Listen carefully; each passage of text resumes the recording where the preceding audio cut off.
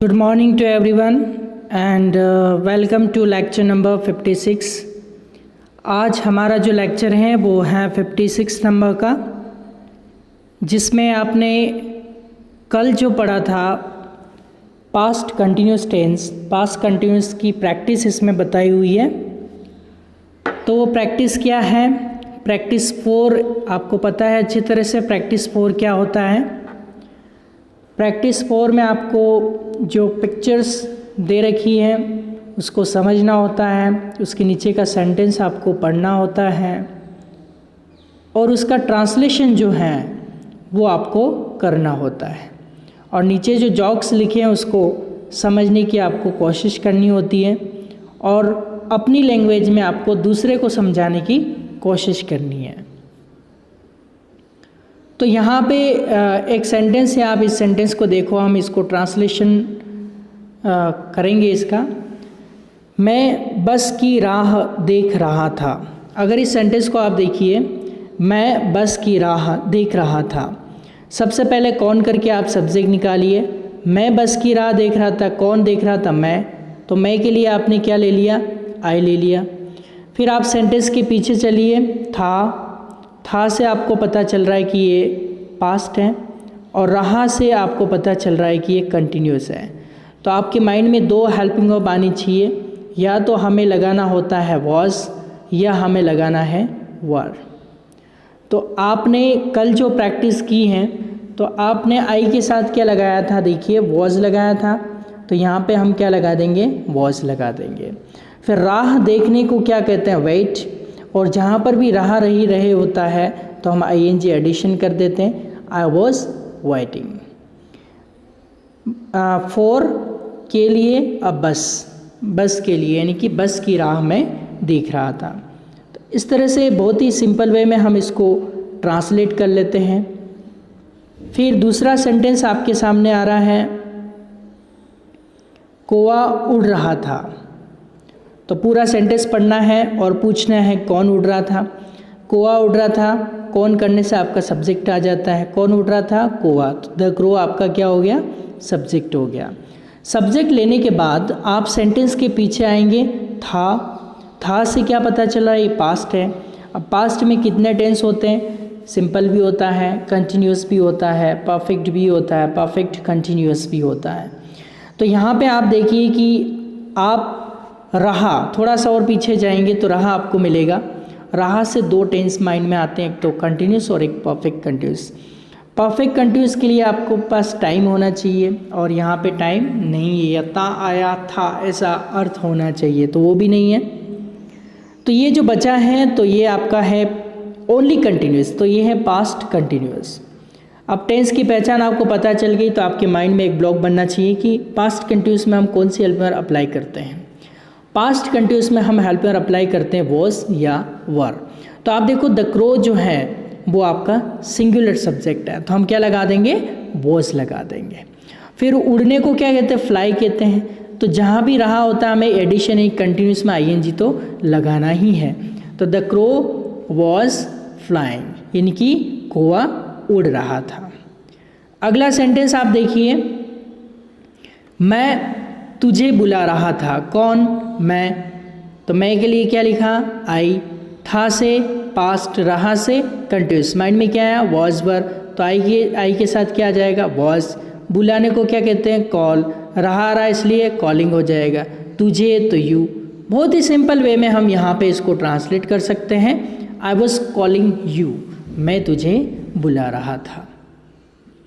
उसके बाद अगला सेंटेंस आप देखिए, कल मैं दौड़ रहा था। इस पिक्चर में आप देखिए कि ये जो एक आदमी है ये गिर गया होगा, तो फिर ऐसा बोल रहा था कि कल मैं दौड़ रहा था। तो कल को पहले ही आप ट्रांसलेट कर लो, कल को क्या कहते हैं? अब कल 2 तरह के होते हैं, यस्टरडे और टुमारो। तो जो बीत चुका है वो यस्टरडे, यस यानी कि हाँ, टर मतलब टल, डे मतलब दिन, जो टल गया है वो यस्टरडे यानी कि बीता हुआ, और टुमारो मतलब आने वाला। तो पास्ट टेंस के साथ हम यस्टरडे यूज़ करते हैं और फ्यूचर टेंस के साथ हम टुमारो यूज़ करते हैं। तो यहाँ पे जो बीता हुआ कल है तो हम यस्टरडे लिख लेते हैं। उसके बाद पूरा प्रश्न पढ़ते हैं। मैं दौड़ रहा था, कौन? मैं, तो मैं के लिए आई हो जाएगा। था से पास्ट, रहा से कंटिन्यूस, माइंड के अंदर वॉज वर, तो आई के साथ वॉज लगा दिया। दौड़ने को क्या कहते हैं? रन, और जहाँ रहा होता वहाँ पे ING आपको लगा लेनी है। तो I was running. Next sentence है, आज एक लड़की मेरी ओर देख रही थी। अब इस आज को आप पहले ट्रांसलेट कर लीजिए। आज को हम कहते हैं टुडे। अब बचा हुआ सेंटेंस क्या है? एक लड़की मेरी ओर देख रही थी। कौन? एक लड़की। ये आपका सब्जेक्ट हो गया, वन गर्ल। फिर थी से क्या पता चला? पास्ट। रही से कंटिन्यूस, तो माइंड में आया वॉज या वर। तो आप क्या करेंगे? गर्ल एक है तो वॉज लगा देंगे, और देखने को क्या कहते हैं? लुक में ING जोड़ देंगे क्योंकि कंटिन्यूस है और रहा भी आ रहा है। मेरी और तो एट मी। तो सेंटेंस क्या बना? Today one girl was looking at me. तो ये आपके सिंपल सेंटेंसेस थे। सिंपल भी कह सकते हैं इनको, पॉजिटिव भी कह सकते हैं, अफर्मेटिव भी कह सकते हैं, जिसको अंग्रेज़ी के S अक्षर से बताया जाता है। अब इसी से रिलेटेड क्या जोक्स आए हैं वो हम जोक्स पढ़ लेते हैं। तो दिलीप और अंकल के बीच की बातचीत है। तो दिलीप कहता है, uncle what happened with your both years. Years क्या होते हैं? कान। बोथ मतलब दोनों। योर बोथ ईयर्स यानी तुम्हारे या आपके दोनों कान। तो दिलीप कहता है उसके अंकल को, अंकल आपके दोनों कानों को क्या हुआ? What happened, what happened with your both years. आपके दोनों कानों को क्या हुआ? तो अंकल कहता है, Yesterday I was ironing my shirt and the mobile rang. कल ऐसा हुआ कि मैं अपनी शर्ट को प्रेस कर रहा था और मोबाइल की घंटी बजी। तो इंस्टीड मतलब की जगह या in place of. Instead of का मतलब होता है इन प्लेस ऑफ, यानी के स्थान पे। तो instead of picking up the mobile I picked up the iron. कल एक्चुअली मैं शर्ट की प्रेस कर रहा था, तो जब मैं शर्ट की प्रेस कर रहा था तो मोबाइल की घंटी बजी, तो मोबाइल उठाने की जगह मैंने प्रेस को उठा के कान पे लगा दिया। I picked up the iron and pressed it to my year.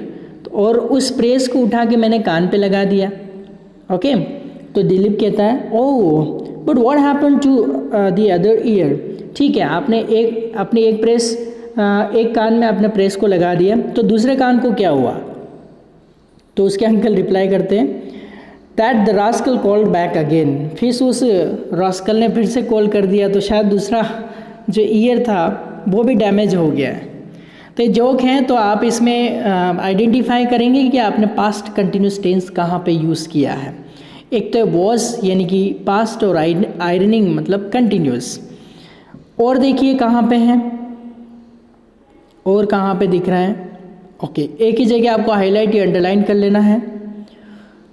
अब हम बढ़ते हैं अगले जोक की ओर। अगला जोक इसी टेंस से रिलेटेड है। नेक्स्ट जोक,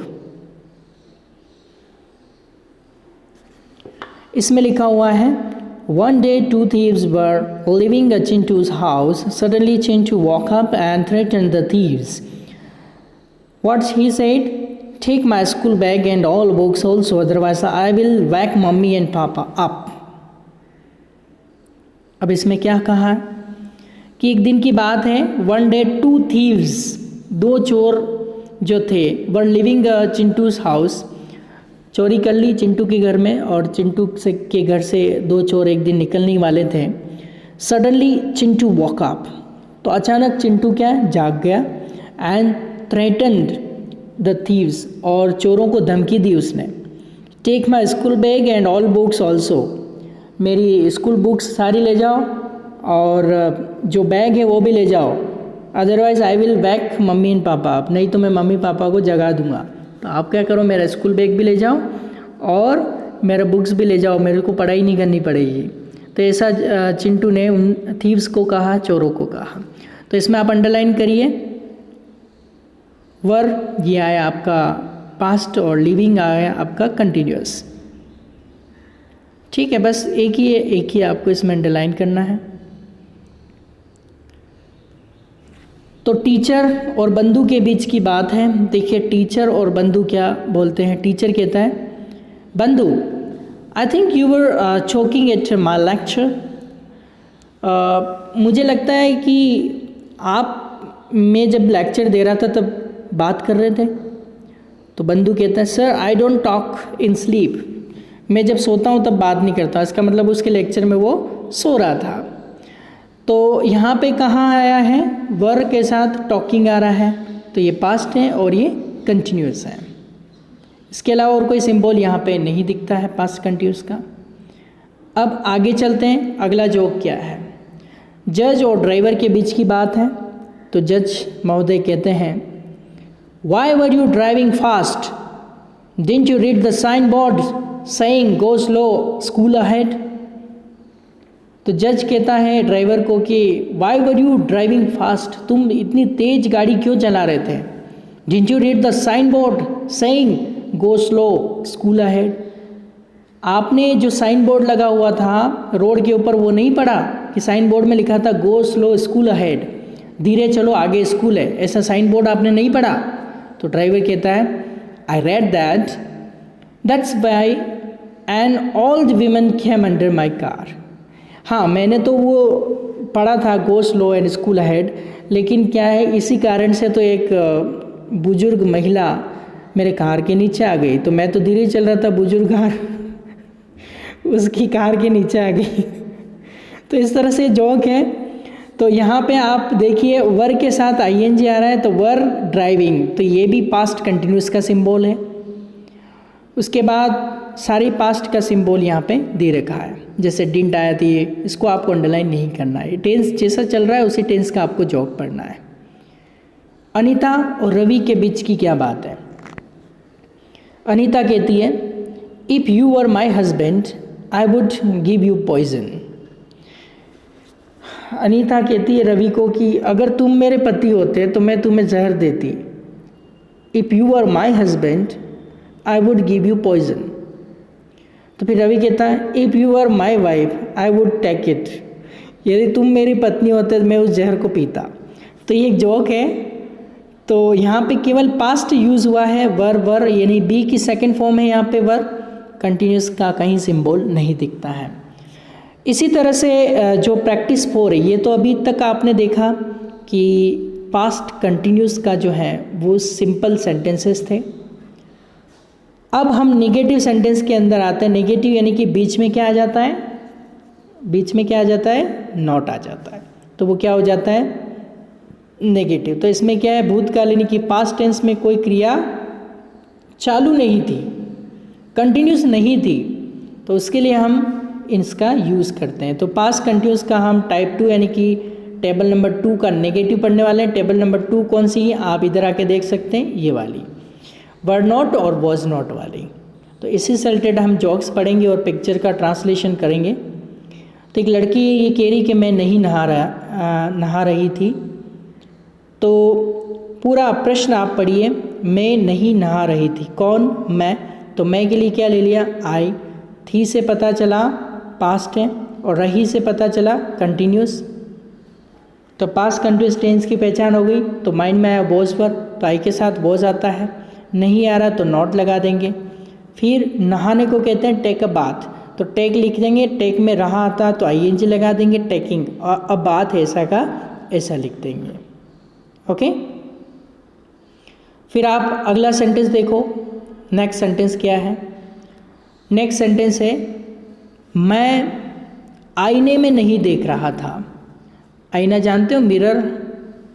जैसे कोई भी बाइक का मिरर होता है, उस पर लिखा होता है ना, object in the mirror are closer than they appear, है ना। तो मिरर का मतलब क्या हो गया, जो आईना होता है उसको हम बोलते हैं। अब आपने पढ़ा है object in the mirror are closer than they appear, ये नहीं पढ़ा तो आज ही पढ़ना है। आजकल तो खैर नया तो नहीं लिखा हुआ रहा, लेकिन पुराना है उस पर ज़रूर लिखा हुआ आता है। तो अब इसमें आप देखिए कि ये सेंटेंस है, मैं आईने में नहीं देख रहा था। कौन नहीं देख रहा था, मैं। तो मैं के लिए आई, था से पास्ट, रहा से कंटिन्यूस वॉज वर्ब, तो आई के साथ वॉज लगा देंगे। नहीं आ रहा तो नॉट लगा देंगे। फिर देखने को क्या कहते हैं, लुक में रहा आ रहा तो आईएनजी लगा देंगे, लुकिंग। कांच में या आईने में तो इन द मिरर। बस ये ट्रांसलेशन हो गया बहुत ही अच्छी तरह से, बहुत ही सिंपल वे में। अब अगला सेंटेंस क्या है, मेरा बच्चा नहीं रो रहा था। कौन नहीं रो रहा था, मेरा बच्चा। तो मेरा बच्चा सब्जेक्ट हो गया माय बेबी। ओके, फिर था से क्या पता चला, पास्ट। रहा से क्या पता चला, कंटिन्यूस। माइंड में क्या आया, वॉज या वर। तो माय बेबी कितना, एक है तो क्या लगा देंगे, वॉज लगा देंगे। फिर नहीं आ रहा तो हेल्पर के बाद और मेन वर्ब के पहले नॉट लगता है, वॉज नॉट। और रोने को क्या कहते हैं, चिल्ला चिल्ला के रोने को क्राई कहते हैं। तो क्राई में आईएनजी जुड़ जाएगा तो क्राइंग हो जाएगा। बहुत ही सिंपल तरीका है ट्रांसलेशन का। आपको टीचर्स वगैरह पढ़ाते हैं कि subject plus helping verb, object, main verb, ऐसा कुछ भी अप्लाई नहीं करना है, क्योंकि लाइफ टाइम आप अंग्रेज़ी नहीं सीख पाओगे, उसी में उलझ जाओगे। अगला है आपका सेंटेंस हमारे सामने है, हम वहाँ नहीं खेल रहे थे। हम वहाँ नहीं खेल रहे थे। कौन, हम के लिए वी लगा दिया। फिर सेंटेंस के पीछे आ जाओ, थे से क्या पता चला, पास्ट है। रहे से क्या पता चला, कंटिन्यूस। तो माइंड में क्या है, वॉज या वर। तो वी प्लूरल है तो क्या लगा देंगे, वर। और नहीं आ रहा है तो नॉट लगा देंगे। खेलने को क्या कहते हैं, प्ले। और रहा आ रहा तो आईएनजी लगा देंगे। वहाँ को देयर कहते हैं। बस बहुत ही सिंपल तरीके से ट्रांसलेशन हो गया, बिना किसी एक्स्ट्रा एफर्ट के हमने ट्रांसलेट कर लिया। अगला सेंटेंस आप देखो, नेक्स्ट सेंटेंस क्या है, गीता मेरी मदद नहीं कर रही थी। कौन नहीं कर रही थी, गीता। सब्जेक्ट आपने निकाला, गीता। फिर हम सेंटेंस के कहाँ चले, पीछे चले। थी से क्या पता चला, पास्ट। रही से क्या पता चला, कंटिन्यूस। माइंड में क्या आया, वॉज या वर। तो गीता कितनी है, एक है, क्या लगा दिया, वॉज लगा दिया। नहीं आ रहा है तो क्या लगाएंगे, नॉट लगाएंगे। मदद करने को क्या कहते हैं, हेल्प। और रहा रही रहे तो हेल्पिंग हो जाएगा। मेरी तो मी। ओके, तो Geeta was not helping me, यानी कि गीता मेरी मदद नहीं कर रही थी। बहुत ही सिंपल वे में हमने इसको ट्रांसलेट कर लिया। अब इसी से रिलेटेड नेगेटिव जोक्स हम पढ़ लेते हैं। तो नेगेटिव जोक्स क्या आए हैं, देखो। A child was sitting outside his house and crying. A man was passing by the road. He saw him and asked, "Why are you crying?" तो यहाँ पे आप देखो, A child was sitting outside his house and crying. एक बच्चा जो होता है वो अपने घर के बाहर बैठा हुआ होता है और रो रहा होता है। A man was passing by the road. और एक आदमी क्या होता है, उस रोड से गुजर रहा होता है। He saw him, उस आदमी ने उस बच्चे को देखा। and asked, और उससे पूछा, Why are you crying? तुम क्यों रो रहे हो? तो फिर बच्चा बोलता है, My parents are fighting outside. मेरे माता पिता जो हैं फाइटिंग कर रहे हैं बाहर। तो फिर मैन कहता है, Who is your father? आपके पिताजी कौन हैं? तो चाइल्ड कहता है, this is what the fighting is going on. इसी कारण तो फाइटिंग चल रही है। तो ये जोक था। तो अब इसमें आप अंडरलाइन कीजिए, पास्ट कंटिन्यूस कहाँ है, वॉज यानी कि पास्ट, सिटिंग यानी कि कंटिन्यूस, और आर फाइटिंग ये तो प्रेजेंट कंटिन्यूस हो गया। तो इस तरह से फिर देखो, वॉज यानी कि पास्ट और पासिंग यानी कि कंटिन्यूस। तो ये आप जहाँ भी आपको वॉज वर आईएनजी दिख रहा है आप अंडरलाइन कर सकते हैं। अगला next joke number 2, jokes for laugh. One day Dr. Sharma was examining a lady. Suddenly he examined Mrs. Patil. Good news for you. The patient said, Pardon me doctor, I'm Miss Patil. Doctor said, oh sorry, then bad news for you. तो अब इस joke को समझो कि one day, एक दिन क्या हुआ, doctor Sharma was examining a new lady. एक दिन डॉक्टर शर्मा क्या कर रहे थे कि नई लेडी जो है उसको एग्जामिन कर रहे थे। सडनली ही एक्सक्लेम्ड, अचानक से उनको आश्चर्य हुआ, Mrs Patil good news for you. Patil, Mrs Patil आपके लिए गुड न्यूज़ है। तो फिर द पेशेंट सेड, फिर जो पेशेंट होते वो कहते हैं, पार्डन मी, माफ़ कीजिएगा doctor, I am Miss Patil not Mrs Patil. Then doctor से, oh sorry, then bad news for you. तो इस तरह से ये जोक है, आपको समझ में आ गया होगा। तो यहाँ पे आप देखिए कहीं पर भी पास्ट कंटिन्यूस का सिंबल आया तो इसको अंडरलाइन करना, was examining, then that's it, यही है। नेक्स्ट अगला जोक देखते हैं। मीना जो है रवि को बोलती है, Ravi yesterday your children were beating up my children and my children were beating up our children. Meena कहती रवि को कि कल तुम्हारे बच्चे मेरे बच्चे को पीट रहे थे और मेरे बच्चे हमारे बच्चे को पीट रहे थे।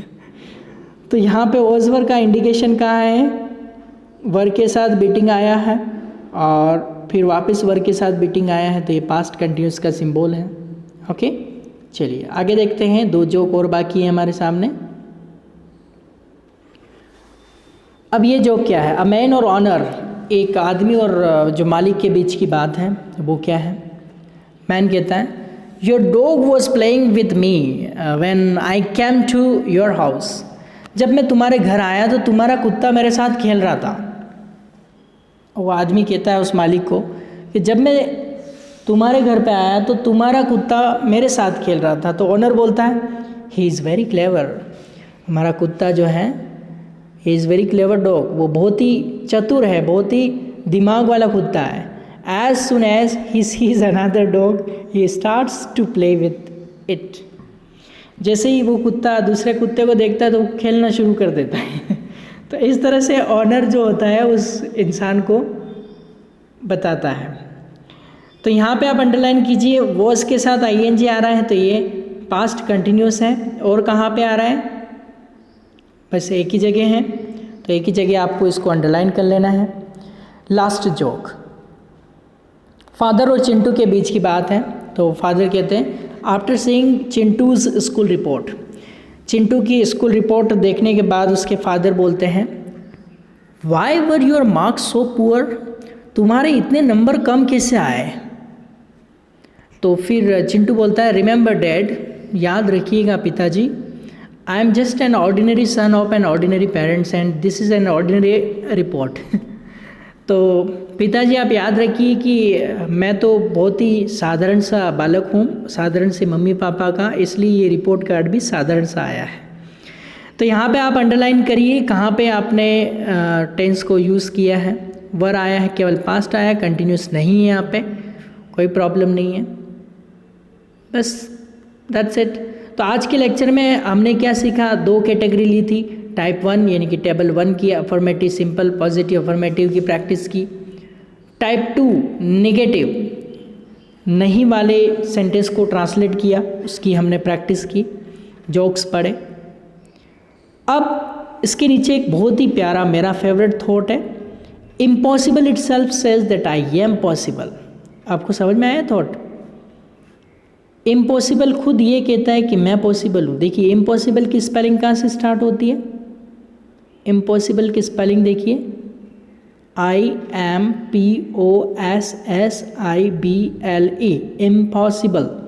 तो अब पॉसिबल को अलग कर लीजिए, आई को अलग कर लीजिए, एम को अलग कर लीजिए। देखो इम्पॉसिबल खुद क्या कह रहा है, I am possible. Nothing is impossible in this world, everything is possible, because the word impossible itself says that I am possible. ये जो इम्पॉसिबल वर्ड जो है ये खुद कहता है कि मैं पॉसिबल हूँ। Nothing is impossible, remember always. तो आपको क्या करना है कि बार बार प्रैक्टिस करनी इसकी, जितनी मरतबा आप प्रैक्टिस करेंगे उतनी मरतबा आपकी अंग्रेज़ी ज़बान में निखार आएगा, अल्फाज की तरफ जमाल लेज़म एक दिलकशी आएगी। और ये तब मुमकिन है जब ज़ोर से जज्बे के साथ नोट्स को प्रैक्टिस करें। इंशाअल्लाह इतना ज़बरदस्त कॉन्फिडेंस आपके अंदर आ जाएगा, आप इंटरव्यूज़ अटेंड कर पाएंगे, अपने आप को इतना कॉन्फिडेंटली फील करेंगे कि वाकई मैंने कुछ किया है। तो आपको जो इंग्लिश सिंपल सा छोटा सा सेंटेंस है उसको माइंड में नहीं रखना, टंग पे लेके आना है। माइंड में तो बहुत सारी चीज़ें रहती, टंग पे आना बहुत ज़रूरी है। तो आज के लेक्चर में हम इतना ही पढ़ेंगे। Till then good bye and take care, all the best, God bless you.